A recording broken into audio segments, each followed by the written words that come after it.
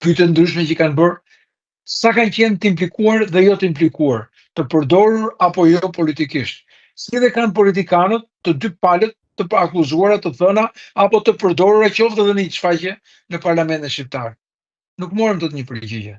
Si janë apo s'janë, kishin apo s'kishin lidhje. Por kjo pjesë është vetëm një gjë që nuk pati transparencë. Në fakt duhet të ketë një transparencë.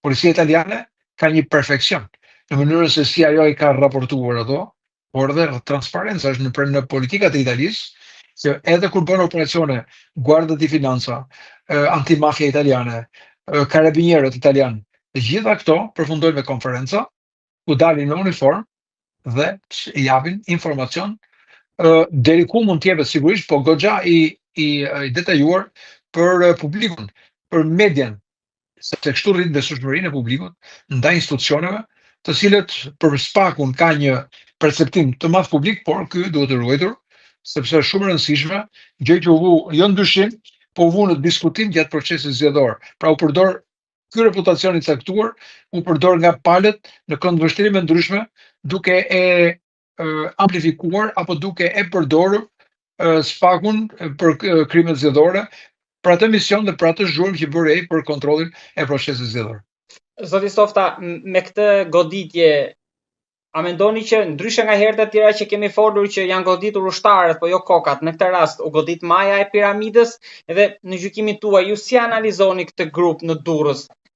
Nuk ka qenë ndoshta mund të themi i tërhequr, edhe underground kishte vepronte, pra nuk ishte i shfaqur shumë për treguar forcën në publik, pra nuk ishte shumë në media.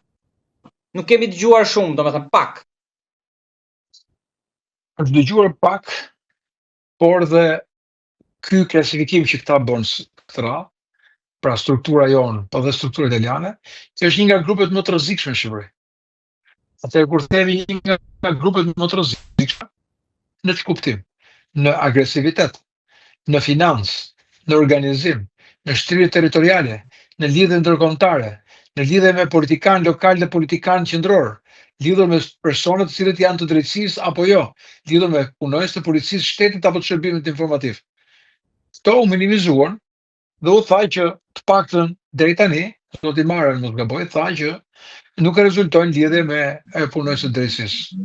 Ka vetëm 2 punonjës të policisë, të cilët ishin të implikuar dhe aktor apo faktor në këtë grup, dhe nuk pam lidhje tjera.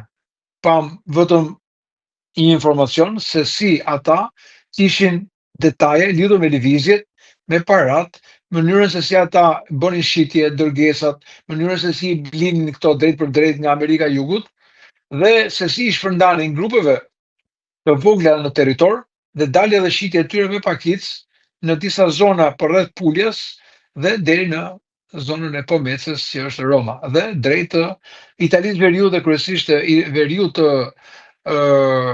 Europës, ku flasim Hollanda, Gjermania dhe këto vende të tjera. Dhe parat në mënyrën si vinin, pra 6 shoferë që ishë përfshirë, një agjensi imobiliare për pasim e parave dhe një agjensi e linjës të autobusave, të cilët i përdornin format e tyre si korrier për marrjen dhe sjelljen e monedhës në territorin shqiptar. Po si pas për këto para? Janë marrë ato me ndërtim.